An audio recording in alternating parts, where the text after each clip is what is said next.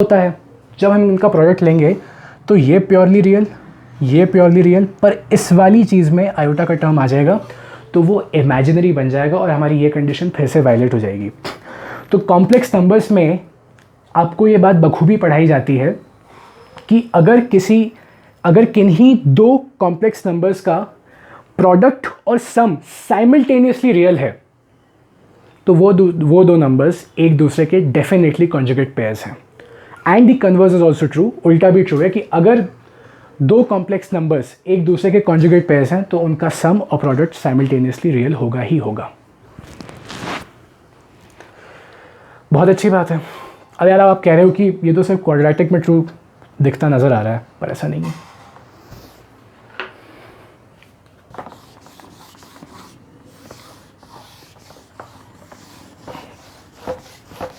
सब जगह ट्रू है। प्रूफ मैं आपको इसका बता नहीं सकता क्योंकि बहुत ज़्यादा फिर ऊपर चला जाएगा, but for now what we'll do is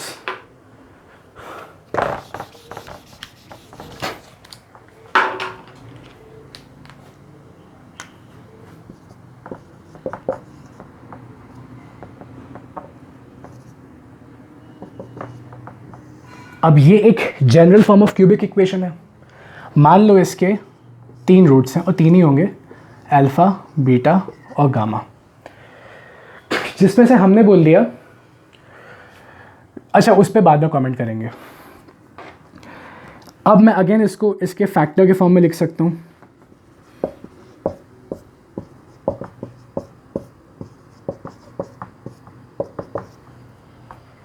जब मैं इसको एक्सपैंड करके लिखूंगा,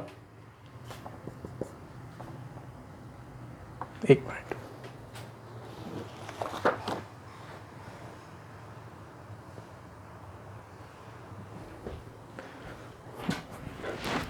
जब मैं इसको एक्सपैंड करके लिखूंगा तो ये ऐसा बन जाएगा x³ माइनस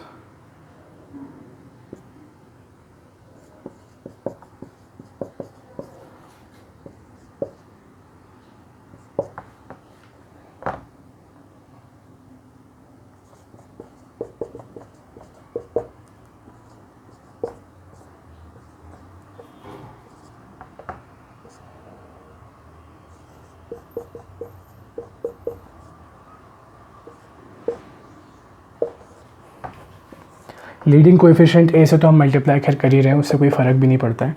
रूट्स के नेचर का रूट्स पे कभी फ़र्क नहीं पड़ता a से, a के मल्टीप्लाई या डिवाइड होने से, क्योंकि अल्टीमेटली a 0 में जाके 0 मल्टीप्लाई डिवाइड 0 में हम उस तरफ भेज देंगे तो 0 ही हो जाना है।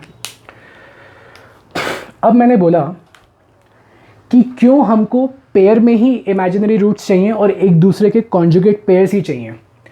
यहाँ पे अगर हम ध्यान से देखें, हम बोल देते हैं कि अल्फ़ा रियल है और बीटा गामा इमेजिनरी हैं।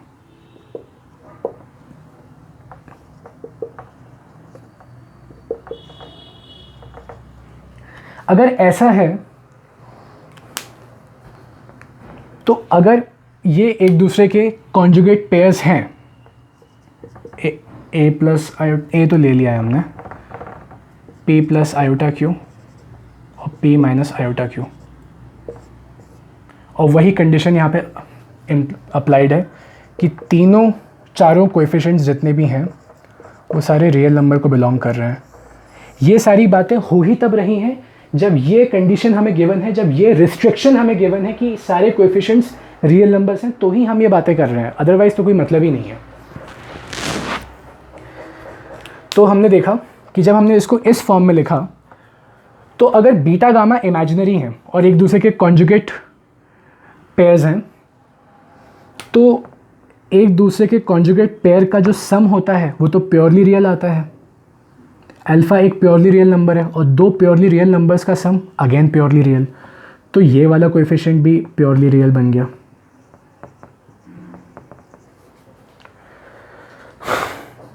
सॉरी, ये होता है alpha into beta into gamma, गलत लिख दिया था मैंने। इस चीज़ से ये कैसे आया, ये बहुत बड़ी रॉकेट साइंस है, मतलब ये आसानी से समझ में नहीं आती है। आपस में तीनों को मल्टीप्लाई करेंगे तब जाके ये आएगा, विच इज़ एक्सट्रीमली डिफिकल्ट, मतलब गॉड लेवल साइंस है। By the way, enough of sarcasm. हाँ, अब जब जो प्रोडक्ट वाला टर्म है, तो हमने अभी कुछ देर पहले देखा कि अगर दो कॉम्प्लेक्स नंबर्स एक दूसरे के कॉन्जुगेट हैं तो उनका जो प्रोडक्ट होता है वो प्योरली रियल होता है। तो ये वाला number purely real, alpha given ही है प्योरली रियल, तो ये भी टर्म प्योरली रियल बन गया। अब आप सोच सकते हैं कि यार वैसे ये डाउट किसी के दिमाग में नहीं आता है, क्योंकि ये चीज़ हम धड़ल्ले से बचपन से अप्लाई करते आ रहे हैं, आदत सी बन गई है, पर इसको ध्यान देना बहुत ज़रूरी है। किसी ना किसी को तो ये दिमाग में आना ही चाहिए कि हमने ये क्यों नहीं पॉइंट आउट किया कि हमने पहले इन दोनों का ही मल्टीप्लिकेशन क्यों लिया और फिर तीसरे से मल्टीप्लाई किया। हम पहले अल्फ़ा और बीटा का मल्टीप्लिकेशन लेते फिर गामा से मल्टीप्लाई करते। Basically I am talking about commutativity. Commutativity जो होती है वो ये होती है कि a plus b plus c is equal to a plus b plus c, और वही मल्टीप्लिकेशन में कि a into b c is equal to a b into c. ये कोई पॉइंट आउट नहीं करेगा। हमको इस बात को इन्वेस्टिगेट करना बहुत ज़रूरी है कि ये सच है या नहीं। तो मैं आपको बता दूं, कम्यूटेटिविटी कॉम्प्लेक्स नंबर्स में भी अप्लाई होती है। अगर खुदा ना खास्ता ये कम्यूटेटिविटी कॉम्प्लेक्स नंबर्स में नहीं अप्लाई होती ना, तो हम ये सारी बातें कर ही नहीं पाते। कम्यूटेटिविटी के एप्लीकेशन का ही एक कॉन्सिक्वेंस है। कम्यूटेटिविटी अगर नहीं है तो फिर हम ये गलत हो जाएगा। तो इसको ऐसे इतना डिटेल में सोचने की कोशिश किया करिए कि हमने ये जो किया वो यहाँ पे वैलिड है, अलाउड है, परमिसिबल है या नहीं है। अगर नहीं होता तो दिक्कत हो जाती, बट अगेन है वैलिड। एज आई सेड, मैंने पहले इन दोनों को मल्टीप्लाई कर लिया। दो कॉन्जुगेट पेयर का प्रोडक्ट मैंने अभी बताया था कि प्योरली रियल आता है, और अल्फ़ा तो है ही प्योरली रियल, तो ये टर्म भी प्योरली रियल बन गया।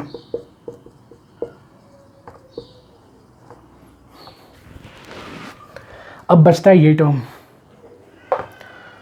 तो ये टर्म को हम सिंप्लीफाई करके ऐसे लिख सकते हैं,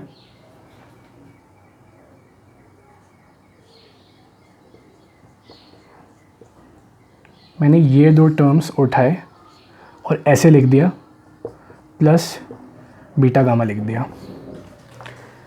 अब बीटा गामा अगेन एक दूसरे का कॉन्जुगेट पेयर, जिनका की product of course purely real है, ये प्योरली रियल बन गया। बीटा प्लस गामा अगेन उनका सम प्योरली रियल आएगा। Purely real into alpha purely real आएगा, और purely real plus purely real भी प्योरली रियल आएगा। तो हम इस कंक्लूजन पे पहुंचे कि अनटिल एंड अनलेस जो इमेजिनरी रूट्स हैं वो अगर कॉन्जुगेट पेयर में एग्जिस्ट नहीं करेंगे, तो कोई ना कोई आयोटा वाला टर्म, कोई ना कोई इमेजिनरी टर्म इनके कोएफिशिएंट्स में आ ही जाएगा। अगर हम चाहते हैं कि कोएफिशिएंट्स में कोई भी इमेजिनरी टर्म ना आए, तो बहुत ज़रूरी कंडीशन है कि जो इमेजिनरी रूट्स हैं वो कॉन्जुगेट पेयर्स में एग्जिस्ट करें। तो जो मैंने बात इतनी आसानी से कह दी थी,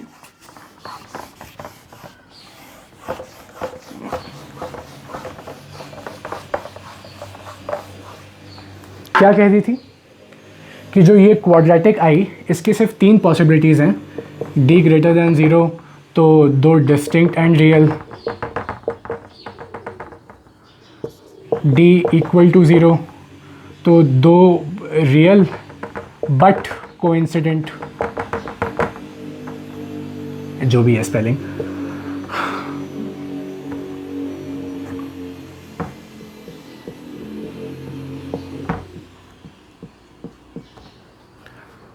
और d लेसर दैन 0 तो टू इमेजिनरी। अगर किसी के दिमाग में ये डाउट आया कि one real and one imaginary क्यों नहीं है, तो उस सारी चीज़ का, हर छोटी से छोटी बात का लॉजिक पता होना बहुत ज़रूरी है। मैथ्स है, केमिस्ट्री नहीं है, इनऑर्गेनिक नहीं है कि पहले तो हम वैलेंस बॉन्ड थ्योरी पढ़ते हैं, VSEPR पढ़ते हैं, उसके बाद एक दिन PCl5 आ जाता है और वो PCl3 और PCl2 में डिसोसिएट हो जाता है, और फिर हमको बेंट्स रूल को लाना पड़ता है। तो ऐसा यहाँ पे कुछ फालतू हरकत नहीं होती है। सब चीज़ों के पीछे आंसर्स एग्जिस्ट करते हैं, कारण एग्जिस्ट करते हैं, which are valid, which are logical and reasonable. तो मैथ्स पढ़ते वक्त तो एटलीस्ट हम इतना तो कर ही सकते हैं कि सारी चीज़ों के पीछे जो कारण है उनको हम देखें और समझें क्या है। तो ये वाली पॉसिबिलिटी कि एक रियल आ जाए एक इमेजिनरी आ जाए, ये नहीं अराइज हो सकती, क्योंकि हम बहुत क्लियरली स्टेट कर चुके हैं कि इसमें A B C and D belong to real numbers. तो अगर ये रियल को बिलोंग कर रहे हैं तो 3a भी रियल को बिलोंग करेगा, 2a भी रियल बनेगा, c भी रियल बनेगा। तो उसमें अगर ये सारे कोएफिशिएंट्स रियल हैं तो ये वाली पॉसिबिलिटी अराइज ही नहीं हो सकती, क्योंकि अगर इमेजिनरी रूट्स कॉन्जुगेट पेयर्स में एग्जिस्ट नहीं करेंगे तो सारे कोएफिशिएंट्स रियल बन ही नहीं सकते। खैर, इसका यहाँ पे कोई लेना देना नहीं है, लेकिन ऐसे भी सोचना चाहिए, ऐसे भी सोचना चाहिए। कॉम्प्लेक्स नंबर्स में आपको सिर्फ बता दिया जाएगा that if two complex numbers whose product and sum are simultaneously real then they are conjugate of each other and the converse is also true. ये आपको पढ़ाया जाएगा, पर ये यहाँ पे अप्लाई हो रहा है, ये प्लीज़ ध्यान में रखिए। हम पिछले केस में ये वाली जो कंडीशन है इसको पूरी तरह इन्वेस्टिगेट कर चुके हैं। इसमें क्या रिजल्ट्स आने वाले हैं वो हमने देख लिया है। अब हम सेकंड कंडीशन को चेक करते हैं। कितना हो गया?